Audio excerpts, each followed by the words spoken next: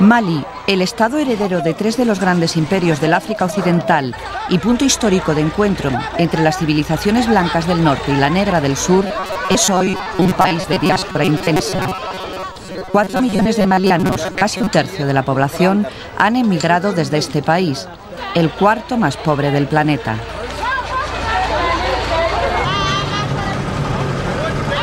Pero Mali es además la plataforma desde la que se lanza a Europa la emigración clandestina procedente de todo África Occidental y el primer exportador de emigrantes subsaharianos a España. La ciudad de Gao, durante siglos capital del esplendoroso imperio Songhai y mercado pujante de exportación de oro y de esclavos, es la puerta desde la que miles de emigrantes clandestinos, los esclavos del siglo XXI, emprenden cada año un penoso viaje con el sueño de alcanzar Europa. En su primera etapa, los emigrantes afrontan un arriesgado recorrido por el desierto más grande del mundo, el Sáhara, que llega a convertirse en tumba a cielo abierto para muchos de ellos. Cuando viajas por primera vez, nadie te ha dicho lo que te puede pasar. La primera vez vi muchas cosas. Fue muy duro para mí. Porque vi a algunos compañeros morir. Los vi sufriendo.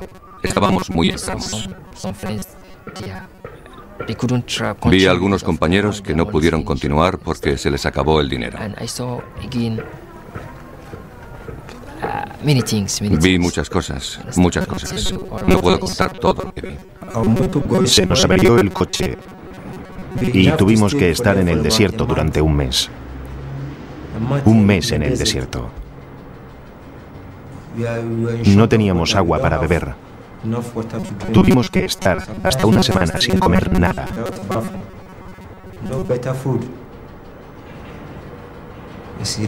Tienes el sol encima y no tienes dónde esconderte. El sol te cae directamente. Tienes que sufrir unas condiciones muy miserables. No volveré a arriesgar la vida. No. No se puede tener miedo a la muerte. Se puede tener miedo a la enfermedad. Pero la muerte, hemos sido creados para morir. Todos vamos a marcharnos. Nacemos para morir. La muerte, todos vamos a marcharnos. Y uno tiene que luchar para buscarse la vida. Los medios de comunicación hablan mucho del sufrimiento de los inmigrantes interceptados en el Mediterráneo, pero ignoran el principio del recorrido. Es decir, desde Gao, desde Mali, desde Argelia, todo el drama que viven es desconocido. Hay más emigrantes que mueren en el Sáhara que los que consiguen llegar.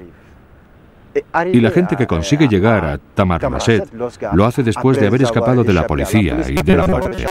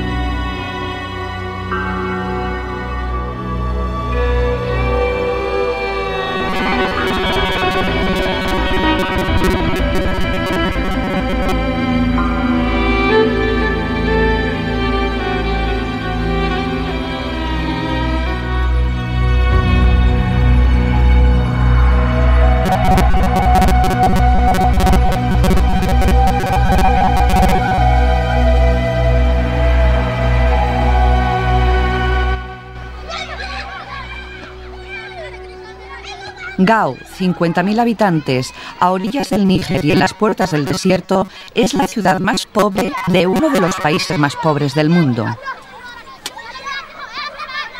En este enclave inhóspito, aunque fascinante, que ve desaparecer las aguas del río en la estación seca, se llegaron a concentrar durante el 2003 10.000 emigrantes clandestinos dispuestos a cumplir una peligrosa ruta con destino a Europa. Centenares de jóvenes de todo África Occidental llegan cada año a Gao con el mismo objetivo. Muchos de ellos se hacen con un pasaporte falso de Mali que les franquea el paso a Argelia sin necesidad de visado. Lo obtienen a cambio de 150 euros, precio exorbitante para los baremos locales. Para las autoridades del país, las redes mafiosas vienen de fuera, aunque muchas fuentes relacionan el tráfico de pasaportes con la corrupción policial de la capital, Bamako, o de la región de Gao. Bueno, eso no es del todo verdad. Hay muchos falsificadores. Acabamos de desmantelar una red de falsificadores que fabricaba pasaportes malianos en un país vecino. Hemos desmantelado esa red y yo creo que a partir de este año, el 2005, la situación estará bajo control.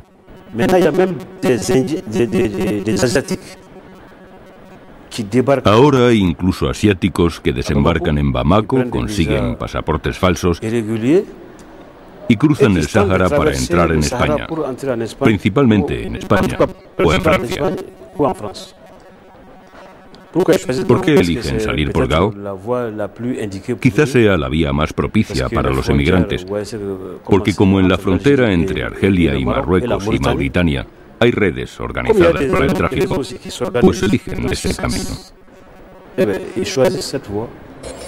La estrategia de las mafias ha hecho confluir en Mali a miles de migrantes de Senegal, Gambia, Guinea, Costa de Marfil, Ghana, Burkina Faso, Camerún o Nigeria. Desde la ciudad de Gao, las redes de tráfico les conducen hasta el abismo del Sáhara argelino, desde donde la mayoría sigue ruta camino de Orán y el pueblo fronterizo de Maganía. Los transportistas abandonan aquí su carga humana para que los emigrantes de noche y a pie penetren en Marruecos por Ouya, frontera cerrada hace 10 años. Las siguientes etapas y los siguientes contactos mafiosos llevan a los emigrantes hasta Rabat, Agadir, El Ayun y La Patera rumbo a Canarias. Para alcanzar el Atlántico, el operativo mafioso hace recorrer hasta 6.000 penosos kilómetros, muchos de ellos a través del desierto, a jóvenes que, como los senegaleses, proceden de países ribereños de ese océano. Pero las rutas no son fijas, pueden ser alteradas en ocasiones por el condicionante que representa el agua en el desierto. Cuando no hay agua, la gente no puede estacionar. Y entonces, si hay agua, al contrario, la gente va a concentrarse en este lugar. Y eso lo observamos, por ejemplo, en Dirkou, en Níger, o aquí en Mali, en Jalil, que es en la frontera entre Mali y Algeria. Y en este lugar, la formación de un punto de agua muy importante cambió totalmente la concentración de poblaciones. Ahora están concentrándose en este lugar porque hay agua, simplemente. La aberrante y peligrosa ruta seguida por los emigrantes clandestinos guardaría relación también con la permeabilidad de los 1.400 kilómetros de frontera que separan Mali y Argelia. A comienzos de los 90, esta quedó prácticamente abierta por el pacto entre el gobierno de Mali y los rebeldes tuaregs del norte, que acordó la retirada de la mayoría de los checkpoints gubernamentales próximos a Argelia. Dos de las tres provincias fronterizas, Gao y Kidal, suman casi la superficie de España. Si se las quiere controlar con un centenar de policías, estará de acuerdo conmigo en que es muy difícil. Y cuando hemos recurrido al ejército para controlarlas, los observadores dicen que no está bien utilizar el ejército y esto y aquello. Pero resulta que toda la policía y el ejército juntos tienen menos efectivos que la policía de Madrid. Por eso digo que ustedes mismos generan contradicciones. Cuando hemos empleado las fuerzas militares para crear una fuerza de orden en el desierto, se nos dice que usar el ejército no está bien, que no lo hagamos, que eso es cosa de la policía. Ese horizonte despejado, de kilómetros cuadrados de desierto fuera de control, arrastra a jóvenes de todo África Occidental hasta la ciudad de Gao, en cuyos locutorios enlazan con las redes de tráfico y con sus familiares o contactos en el extranjero, que pueden remitirles aquí dinero. Los emigrantes clandestinos deben reunir un mínimo de entre 2.000 o 3.000 euros para pagar a las redes de transporte. Pero además se ven obligados a hacer escalas durante el viaje, una y otra vez, para trabajar y refinanciarse después de haber sido asaltados por policías y bandidos. Desde el comienzo de un recorrido que puede durar semanas, meses o años, realizan duros trabajos, por ejemplo con el bancó, la fabricación de las piezas de adobe utilizadas en la construcción regional. Cuando han conseguido la suma requerida para abonar el primer trayecto, los clandestinos son embarcados en camiones o en vehículos 4x4. Desde Gao y por esta pista que a través de Argelia se adentra en el desierto, miles de africanos inician cada año una ruta cargada de riesgos. Durante la travesía, muchos de los emigrantes encuentran la muerte. A otros, diversos desafíos les hacen fracasar y retornar al punto de origen. El origen es Gao, donde hemos contactado con estos emigrantes clandestinos expulsados desde Argelia, pero la mayoría dispuestos a intentarlo de nuevo. Estos jóvenes, a los que gusta llamarse aventureros y que denominan el viaje a la maldita ruta que les ha devuelto al punto de partida, han empleado hasta 4 años de su vida en intentar cumplir un sueño roto con el retorno a este gueto. Los aventureros recelan de los motivos tramposos que pudieran cerrar nuestro trabajo informativo, escarmentados seguramente por las dramáticas extorsiones sufridas durante el frustrado viaje. You tried it again because you are looking for a work. It's just that. Yes. Because you can see those who are grievous there. Excuse me. Those who are angry. Yes. They Why? just know because some of them think that it's just to encourage. For the police. Not for the police, to encourage the government, European government, to encourage them to send the deportees back and. Pero tan pronto se dejan convencer por nuestros argumentos, estos jóvenes, endurecidos por la experiencia del desierto, comunican ya sus sentimientos más íntimos. Estoy muy triste. Muy triste porque yo perdí dinero. Para probar suerte lo intenté la primera vez. Perdí dinero. La segunda vez volví y perdí dinero. No voy a repetir la tercera vez. Es mejor regresar. Empezar de nuevo mi vida. Anoche hablé con mi madre. ¿Qué te dice? Me preguntó cómo estoy aquí, porque ella está muy apenada allí. Me preguntó que cómo me encuentro. Yo le contesté que estoy a falta de dinero, que quiero volver a casa, pero no tengo dinero. Y ella tampoco tiene dinero. Tengo que hacer todo lo que pueda a fin de llegar y estar con ella. A Amadou Kandé, procedente de Guinea-Conakry, picapedrero de profesión, la aventura le ha hurtado 2 años de su vida y alrededor de 1.000 euros. Ahora tendrá que esperar meses hasta reunir los 150 euros necesarios para pagarse la vuelta a casa. Su pesadilla, la primera etapa del viaje, los 700 kilómetros que separan Gao de la frontera argelina, arriesgado territorio sin ley, abierto a la extorsión de policías y ladrones. No lo quiero recordar porque lo pasé muy mal en todo el recorrido, porque a la altura que habíamos llegado habíamos perdido ya todo el dinero por el camino. Porque tienes que pagar a las autoridades y tienes que dar todo lo que tienes a todos los que roban a los emigrantes.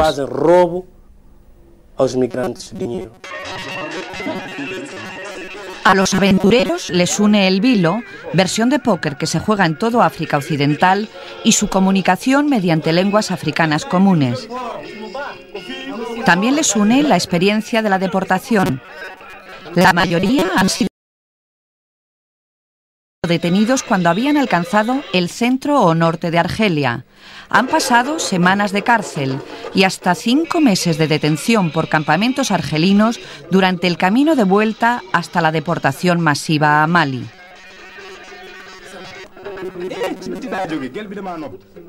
Los aventureros, con una media de edad de 25 años, invocan su responsabilidad de hijos primogénitos para justificar su emigración como único salvavidas para sus amplias familias. Esa razón y el orgullo personal animan al senegalés Souleymane Kandé, que llegó a Gao hace año y medio, a intentarlo de nuevo, pese a las 2 repatriaciones sufridas. Así es esta aventura. Cuando lo has hecho una vez y no lo has conseguido, es difícil tener valor para volver a casa, porque tus hermanos pequeños te lo reprochan, tus parientes próximos, hasta los vecinos. Porque claro, tus hermanos pequeños ven que hay gente que, aunque gana en Senegal más que tú, prueba suerte y si lo consigue, llega a España. Y cuando vuelve de vacaciones y ves lo que tiene, quieres irte para allá. Porque si pasas 2 años en España, ganas más que el que ha nacido en Senegal y se queda allí 40 años.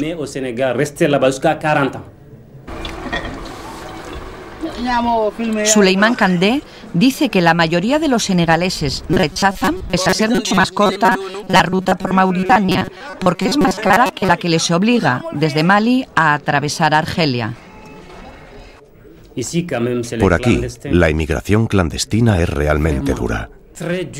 Pero si no tienes medios, prefieres pasar por aquí, al margen de lo que tardes en llegar a tu destino. Preferimos soportar el sufrimiento que gastar un dinero que no tenemos. Pero lo que de verdad queremos es pasar a España, no a Argelia. Argelia es solo un sitio de paso. No tenemos tiempo para quedarnos ni en Argelia ni en Marruecos. Lo nuestro es probar suerte, que Dios nos dé suerte para llegar a España. Mohamed Kansa, procedente de Ghana, inició en 3 ocasiones durante los últimos 4 años el arduo recorrido para alcanzar España. Las traumáticas experiencias sufridas durante las travesías le han hecho renunciar y le han anclado en Gao, donde ahora trabaja como peluquero. Nadie sabe lo que puede pasarte en el desierto. Por eso yo no volveré a viajar en mi vida de esa manera. Primero, porque puedes morir fácilmente. Segundo, porque los policías argelinos, los gendarmes, los soldados, pueden matar a cualquiera. Si cogen al camión que lleva a los emigrantes, el conductor puede ir a prisión 8 años y su vehículo será confiscado. Así que el conductor que transporta a los inmigrantes no va a dejarse atrapar, aunque los soldados le persigan a tiros. Intentará escapar del ejército como sea y abandonará a su suerte a los inmigrantes en el vehículo. El tercer viaje fue el más dramático. Una avería del camión en el que viajaban les mantuvo estancados 1 mes en el desierto, con poca agua, con escasa comida y sometidos a las reacciones histéricas del conductor que les transportaba. Lo peor fue que un conductor, uno de mis amigos, se puso muy enfermo. No podía caminar y el conductor le decía que teníamos que seguir, que nos teníamos que dar prisa para llegar a nuestro destino. No sé qué se le pasó por la cabeza. Cogió una piedra y comenzó a pegarle con ella a mi amigo. Le apedreó en la cabeza. Le hirió gravemente. Mi amigo sangraba de un ojo. Y él decía que le iba a dar un tiro a mi amigo. Tuvimos que suplicarle que parara. Durante muchas horas, todos tuvimos que rogarle que parara. Incluso su jefe, que era el dueño del camión,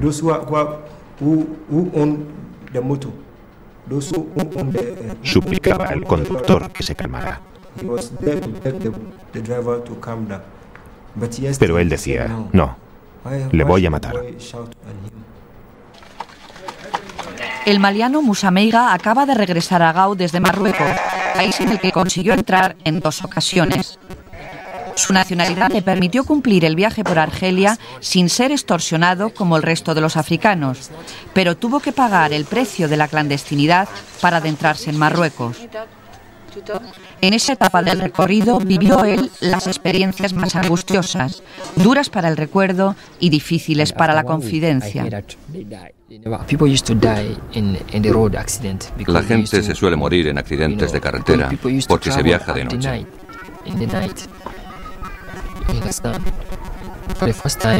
La primera vez, no sé si te lo puedo contar, fue muy duro para mí. Viajábamos con dos jefes. Yo iba con el primero y el segundo tuvo un accidente. Algunos de mis amigos perdieron sus brazos. Otros perdieron sus piernas. Porque el camión volcó en la carretera. Nunca volví a verlos. Él conquistó Marruecos frente a miles de compañeros de viaje que no lo consiguieron. Las autoridades marroquíes devolvieron a Argelia durante el 2004 a más de 13.000 subsaharianos, primera expulsión que les aboca a la siguiente y al camino de vuelta por el desierto hasta la deportación masiva a Mali. Pero este aventurero, que había conseguido llegar y sobrevivir en Marruecos, aunque sin papeles, haciendo trabajos de hostelería, arrojó por la borda todos los esfuerzos y penalidades invertidos con el sueño de alcanzar España. Le pudo la nostalgia y volvió a casa. Un día llamé por teléfono a mi familia y me dijeron que mi madre se encontraba mal. Estaba enferma. No pude dormir esa noche y me dije, quizás mi madre necesita verme. Por eso volví. Y cuando llegué y me vio, mi madre se restableció, porque le reconfortó tener a su hijo junto a ella.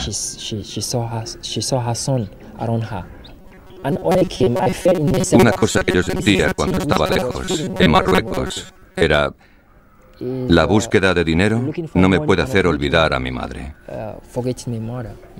Todo lo que hago, lo hago pensando en ella.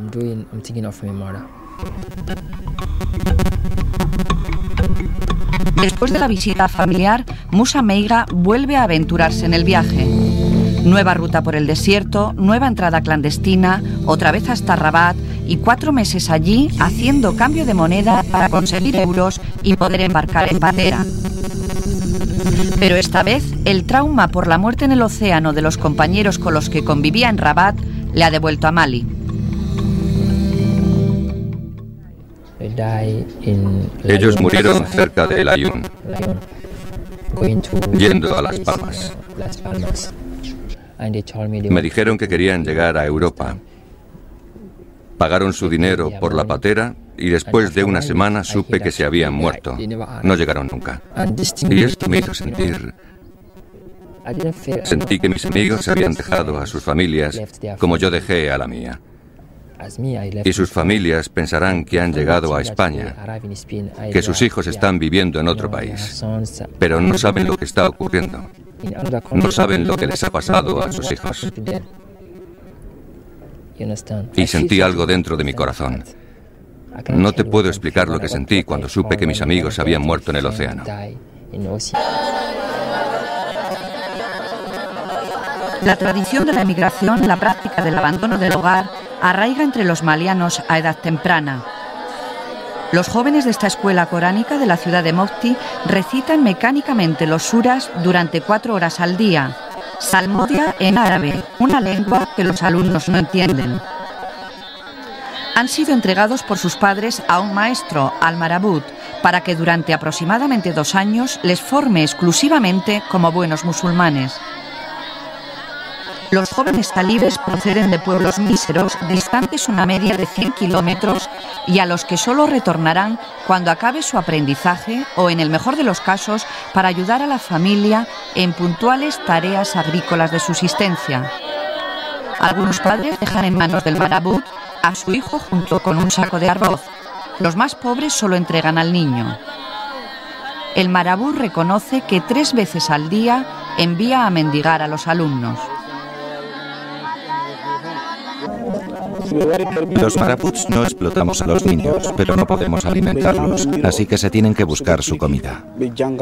Los niños bajan por la mañana a la ciudad a mendigar. A las 11 vuelven aquí y toman sus clases. A la 1 vuelven a bajar y regresan a las clases. Al caer la noche, alrededor de las 7, vuelven a la ciudad para conseguir su cena. Las niñas buscan su comida a cambio de trabajos domésticos.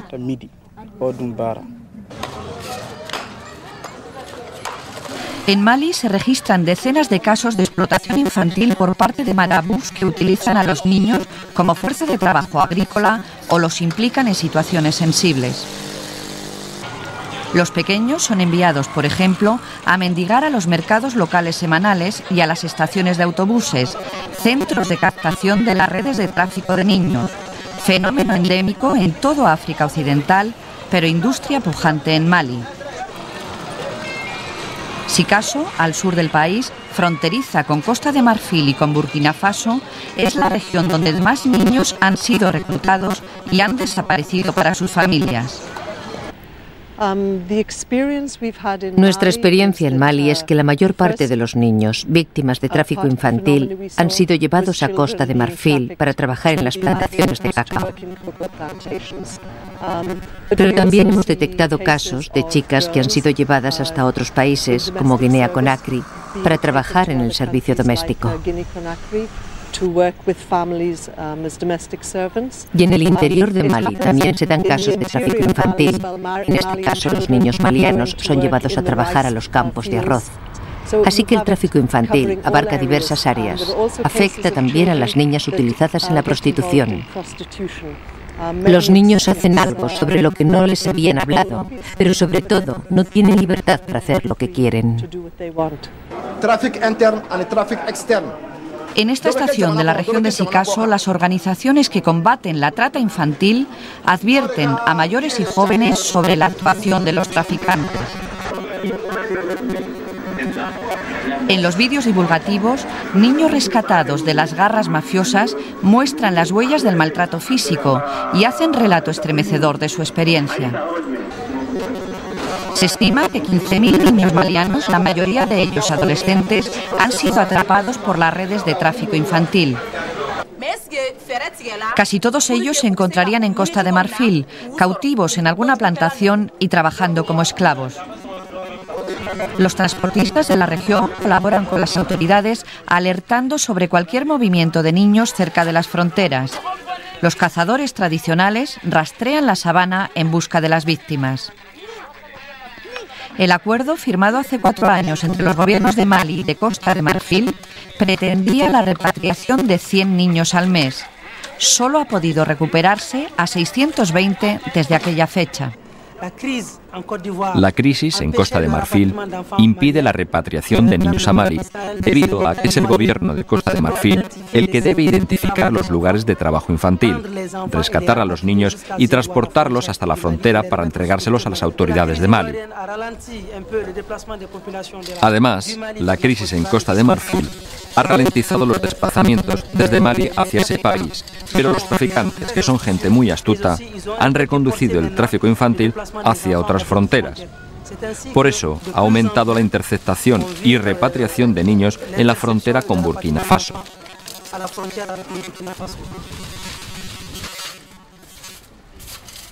De una granja de Burkina Faso acaba de ser rescatado este joven de 16 años.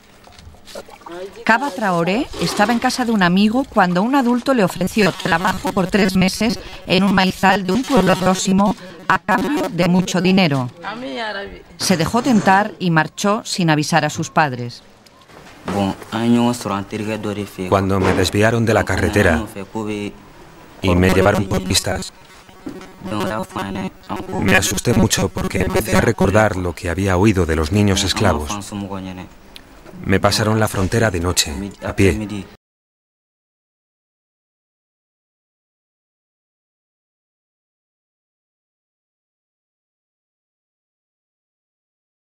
Y me dejaron en una granja donde había otros niños secuestrados. Durante 6 meses trabajó de sol a sol en una plantación de algodón a cambio de escaso alimento. ¿Te pagaron? No, nunca. Aunque me lo habían prometido. ¿Te maltrataron? Por supuesto. ¿Ha sido duro? Sí, todavía tengo pesadillas. Sufrí mucho.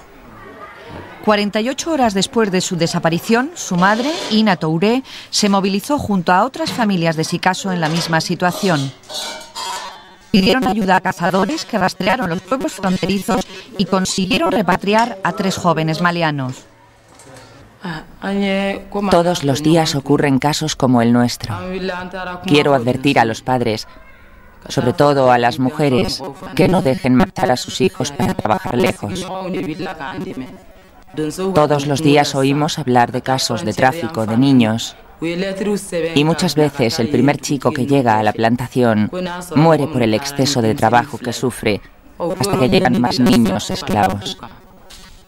Países como Nigeria han informado que 1 de cada 5 niños objeto de tráfico infantil muere por enfermedad o por accidente. Ina asegura que tuvo que utilizar lotes de medicinas modernas y tradicionales para recuperar la salud física y psíquica del hijo repatriado. Pese a las campañas de alerta, miles de padres y de adolescentes caen en la trampa de un trabajo lejos y bien remunerado. Mali es víctima de esta plaga porque, como usted sabe, es un país con tradición migratoria, por lo que el desplazamiento es algo que los niños asumen. Y además es un país en vías de desarrollo. Es un país pobre, así que los niños son víctimas de este tráfico porque creen que yéndose a otro lugar pueden ganar más dinero. Y es con ese argumento con el que los traficantes consiguen convencer a los padres o a los propios niños de que se desplacen allí para ser explotados. Porque la finalidad del tráfico infantil es la explotación laboral de los niños.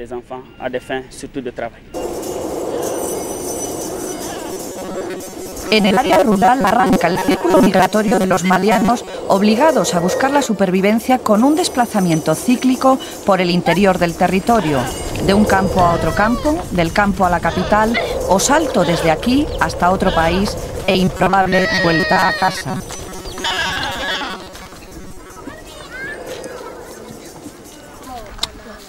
El 80% de la población vive de la agricultura y la ganadería en un país cuyo territorio central está en el corazón del Sáhel, la franja horizontal de suelo árido que marca la transición entre el desierto del Sáhara y el África tropical. Los agricultores luchan aquí por arrancar cereales para el autoconsumo a una tierra solo cultivable algunas semanas por año. El campesino del Sáhel es itinerante, sigue el régimen de lluvias buscando suelo fértil para sus cultivos.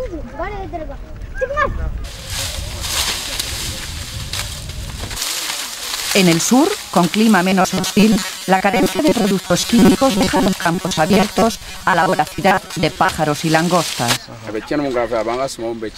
Este campesino muestra 2 ejemplares y se queja de que 2 veces al año las langostas arrasan los cultivos. La última plaga, todavía no controlada y que ha asolado buena parte del norte y oeste del continente, ha engullido aquí 10.000 toneladas de cultivos, casi una quinta parte de la producción agrícola de Mali. Las autoridades marroquíes ya han anticipado que la devastación provocada por esa plaga hará incrementar en los próximos meses la emigración de subsaharianos hasta aquel país. Europa ha anunciado que intensificará sus controles migratorios. La solución a la emigración es simplemente el desarrollo, la ayuda al desarrollo. Por ejemplo, hay que dejar de subvencionar productos como el algodón. Esto es solo una posible línea de reflexión, pero la discusión respecto al tema de la emigración tiene que ser muy densa y muy amplia. Y creo que las propuestas de la Unión Europea y de los países mediterráneos precisan en todo caso de una profunda reflexión y de una amplia participación de las poblaciones a las que afectan para poder ser eficaces.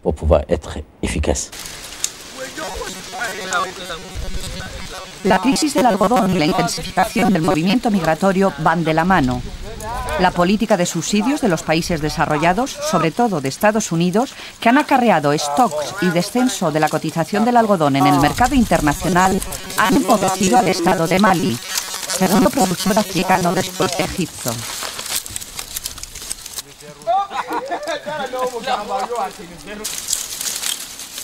$3,5 millones de malianos viven del algodón. La mayoría recolecta en Cutiala, la llamada capital del oro blanco.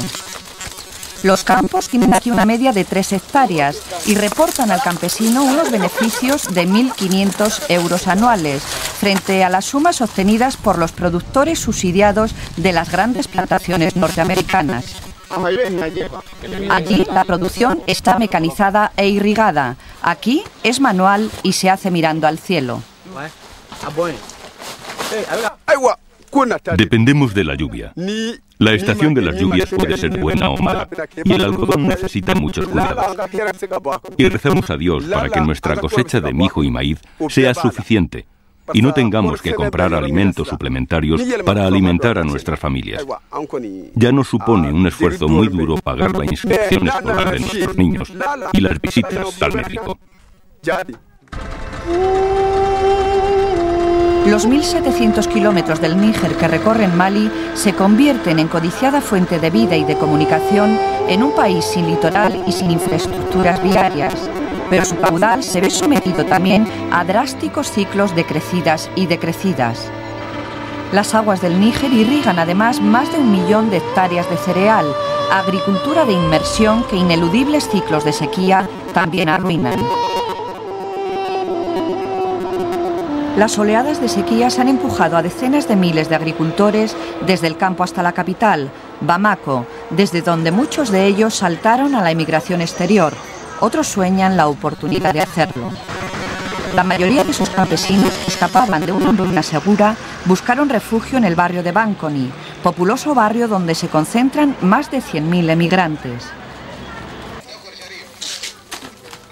El 80% de las gentes que llegaron en aluvión a la capital sobreviven arrinconadas en el sector informal de la economía. Banconi es además la plataforma de la emigración tradicional de los malianos que consiguieron llegar a Europa y América. La sequía del 75 empujó a Demba Coulibaly desde la región de Kais hasta la capital. Años después consiguió llegar a Francia, país del que regresa cada 4 años para visitar a su familia. Llegué a Francia en 1979 y mi primer trabajo fue en una fábrica de coches. Entonces no tenía papeles y me llevaron a la cárcel durante 15 días. Cuando salí compré papeles falsos para poder sobrevivir. Y en 1980, cuando Mitterrand ganó las elecciones, nos ayudó a regularizar nuestra situación. Y desde entonces trabajo allí en la construcción. Por esta pista de tierra inició Demba Coulibaly la ruta hasta la capital, una primera etapa de la inmigración que también cumplieron los 200.000 paisanos de la región de Kais que llegaron a Francia. Los emigrantes de Kais remiten cada año a su país alrededor de 90 millones de euros, remesas que superan la ayuda al desarrollo aportada por los países occidentales. Pero además, este éxodo tradicional es modélico en todo el mundo por el compromiso ejemplar de los emigrantes con el desarrollo de sus comunidades de origen.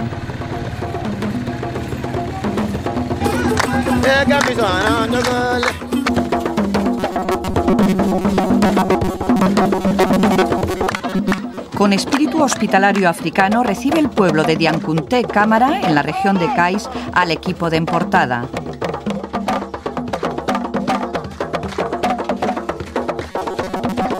Mil de sus vecinos residen en Francia, España y América, y su ayuda a la familia que dejaron aquí puede visualizarse en el pueblo.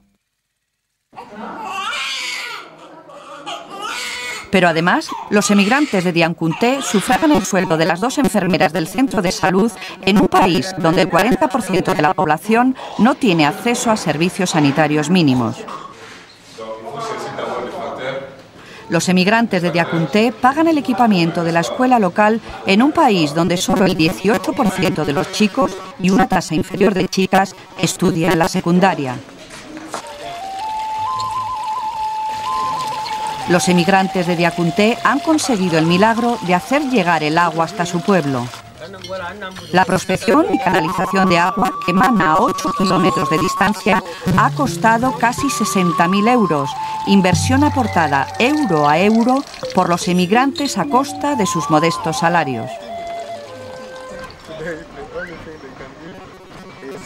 En una sociedad que venera a sus mayores, son estos los que asumen el ritual de despedida a este equipo de reporteros. Pero traducciones sucesivas nos aclaran que sus discursos, además de bendiciones, encierran mensaje. Vosotros, extranjeros, habéis dejado vuestras casas y habéis llegado a la nuestra. Damos las gracias al Señor y os bendecimos. Nosotros tenemos a nuestros hijos lejos, en Francia, en España y en América, y todos tienen problemas con sus papeles. Muchos de nuestros hijos han sido expulsados de esos países sin haber cometido ningún delito. Las familias de los emigrantes soñábamos que ellos nos iban a proporcionar bienestar, pero ese sueño se rompe cuando los expulsan de esos países por falta de papeles. Nosotros recordamos que hasta hace pocos años nuestras mujeres tenían que andar hasta 20 kilómetros para buscar agua. Hoy eso se ha solucionado gracias a nuestros emigrantes. Por eso os pedimos a vosotros, extranjeros, que les digáis a vuestros líderes que somos pobres, que nuestra esperanza son nuestros hijos emigrantes y están en vuestras manos. A vosotros os los hemos encomendado. El modelo del emigrante tradicional prende con facilidad en un país donde más de la mitad de su población es menor de 15 años. Una fuerza demasiado pujante para desenvolverse en una sociedad, como todas las del África subsahariana, sin presente y sin horizonte. El sueño de la inmigración se hace recurrente en un pueblo cuya esperanza de vida tiene 46 años y donde enfermedades curables matan a 1 de cada 5 niños antes de cumplir los 5 años. 4 millones de personas, más de un tercio de la población, ya emigraron, 2 millones de ellas a Costa de Marfil, país sumido en una crisis política y militar que ha estrangulado el éxodo hacia ese país vecino.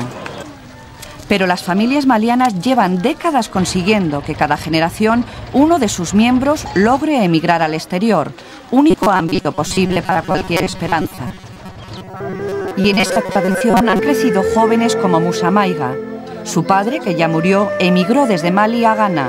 Su madre y sus 4 hermanas viven en Costa de Marfil. Él intentó en 2 ocasiones llegar a España, y aunque la muerte de sus amigos cuando viajaban en patera le quebró el ánimo y le hizo volver a casa, se prepara ya para cumplir con la obligación de la inmigración, aunque sea a través de ruta clandestina. Lo intentaré de nuevo, porque no sé dónde voy a morir. Pero nunca lo haré de la manera que lo hicieron mis amigos. No sé cómo hacerlo, pero tengo que hacerlo. Estoy obligado a hacerlo. Si tuviera algo que hacer aquí, lo haría. Me quedaría. Pero necesito ayudar a mi familia y aquí no tengo nada que hacer. ¿Me entiendes? Si encontrar aquí algún trabajo, tampoco me serviría porque me llevaría mucho tiempo ganar algo de dinero. Quizás podría conseguir 1000 en 10 años. ¿Voy a emplear 10 años para ganar 1000? Yendo a otro país, quizás pueda conseguir en 1 o 2 años 2 o 3000. Pero aquí no. ¿Me entiendes?